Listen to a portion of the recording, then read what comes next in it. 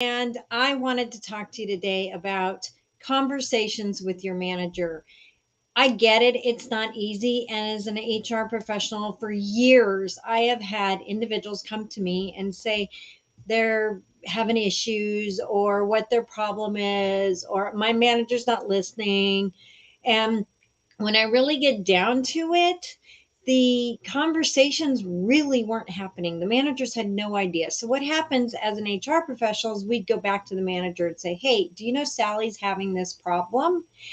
And the manager would say, "No, I had no idea." Because just because you think that you had that conversation with your manager, maybe your manager didn't hear you, or maybe they were out here thinking of 50 million other things they've got going on.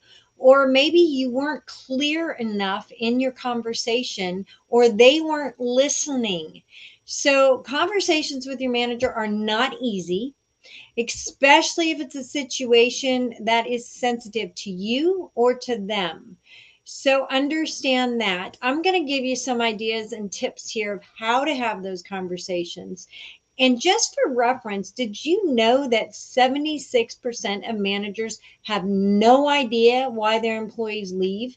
When it comes back to, I had issues with their manager, because you may have had issues with your manager, but your manager had no idea there were issues, or you had another problem and the manager had no idea because the conversations weren't happening. I believe it was Bernard Shaw that made a quote about conversations and the illusion of conversations, that they actually exist.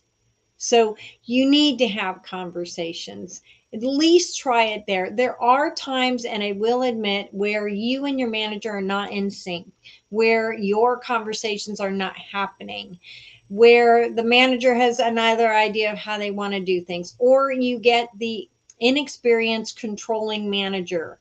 And if you're a manager, I'm going to tell you right now, does it really matter how the job gets done? Just let the job get done. You don't always need to control everything. And to be perfectly honest, it's exhausting to have to control everything in your life if you could think about it. I mean, you're 40, 50 hours at work and you're at home trying to control everything.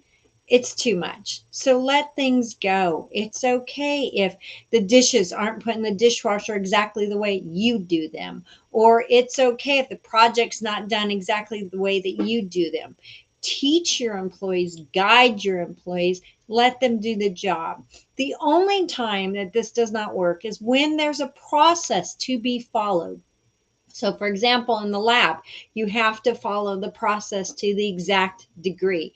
On the line, you have to follow the process to the exact degree. And those things, if it's a process, then yes, you need to make sure the process is being followed. But, if somebody wants to use purple color instead of green color, and if they think that looks good and you don't, explain to them why. Remember, managers, it's about communication and it's about explanation. Your employees are much more on board if you are explaining why certain things are the way they are. And your employee might have a different idea. So, conversations with your managers need to happen for several reasons. This allows you as an employee and as a manager to establish a really good relationship. You get a nice with your employee, or employee, you get a nice bond with your manager. Many times I hear employees in HR saying, "Oh, my manager doesn't understand me." Well, does your manager even know you? Have you had that conversation with them? So understand it's really important to have those conversations and get to know your manager. The other reason why it's important to have conversations with your manager is to set clear expectations. So as a manager, it's important to have clear expectations given to your employees of what you expect of the job that they will be performing, of the projects that they're on. And as an employee, it's important to talk to your manager and have clear expectations of it as well. You need to understand, what does your manager expect from you? What are your goals? What are your deliverables? You need to understand the projects. When's the deadline? Having clear expectations really makes things go smooth. The other reason why it's a really good thing to have a conversation with your manager. I'm not talking about the phone conversations. You know, here's the thing. There was a professor, I've forgotten his name, and God rest his soul, so sorry. He was at Stanford University. And he said that more and more people are starting to text, use their phone to have conversations. You need to have a physical conversations. Physical conversations are important because you can read body language. You really get to listen and hear what it is that you're talking about. So those are important. Texting's okay if you're running late to a meeting, or if you just want directions somewhere. But if you need to have conversations about your work, about your performance, about getting to know somebody face to face, have those conversations. Get off that phone. If you want to email about an update to a project, or you have a question, maybe text or email is the best way to go. But if it's a sensitive subject, or you're trying to get to know somebody, have your conversations with your words. Get rid of the phone. Another reason why it's really good to have those conversations with your manager, or managers have conversations with your employees, is to showcase your skills, to have the conversation, talk about your strengths and your weaknesses. I remember many times I've had conversations with my manager and I've explained, I'm really good at X, Y, and Z, but I am not really good at, T, L, S, PQ. I just don't even want to do those. But I can do X, Y, and Z great. And this is why. Sometimes, especially with a new manager, they don't know who you are. They've never worked with you. They don't know what to expect from you. And if you know your strengths and weaknesses and you can share them with them, good job.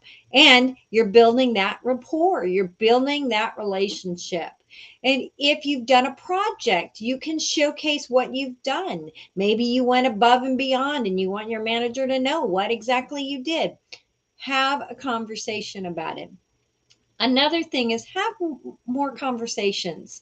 The more you talk with them, I'm not talking every day, but you got to have respect that your manager also has their job to do and they have a boss. So do respect them. If you're going down the hall and you're saying, hey, manager, I'd like to chat with you later today. I want to give you an update on that project, or might you have time tomorrow? Be respectful of their time.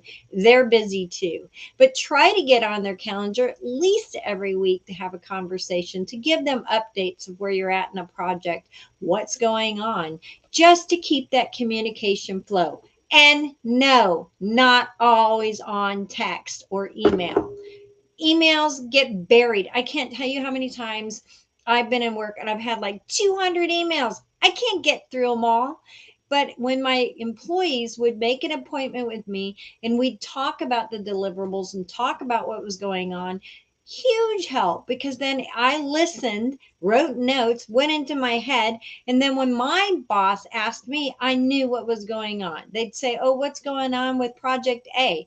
And I could say, oh, great. We're on target. This is where we're at. Why could I do that? Because I had regular conversations with my employees. And employees, if you're doing that, your manager knows where you're at. They know what you're doing. They can lend a helping hand if you're stuck on a project. And be sure to ask. Just say, hey, I'm overwhelmed. I've got project A, I've got project S, I've got project T and Q. I do not know which one to prioritize. Can you give me some guidance here? Or I'm really stuck on project A because of this. Can you help me out? Sometimes you can brainstorm with your manager and get a better idea, or your manager can point you in the right direction. So it's really good to stay on course with your manager. And the other reason why having a conversation with your manager is important is because it leads to personal growth for you, the employee. It leads you to having those conversations, to learning more, to being guided and mentored. And that's what the managers want. Managers, come on.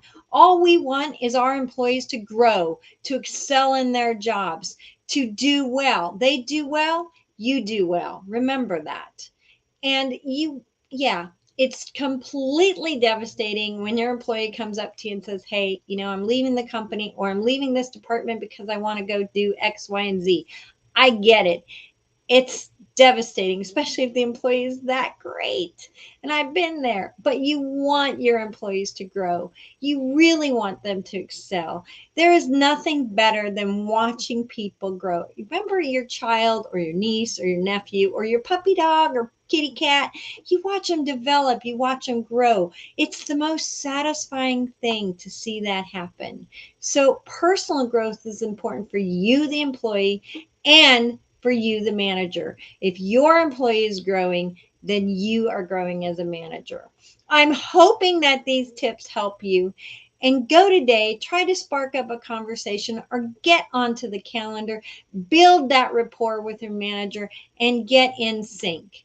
Have a great day. If you have any questions about career coaching or need some guidance in that area, please reach out to me at hiddengemscoaching.co, or you can go on to LinkedIn here, Facebook, Instagram. I'm kind of all over the place. I also want to put a plug in for my new podcast, Unlock Your Block with me, Robin Cartwright. It went live on the 7th, which I believe was 2 days ago. So go check it out. It's on Apple, YouTube. You can go to my website. It's on Google. Unlock Your Block with me, Robin Cartwright. Have a great day, and I hope this helped.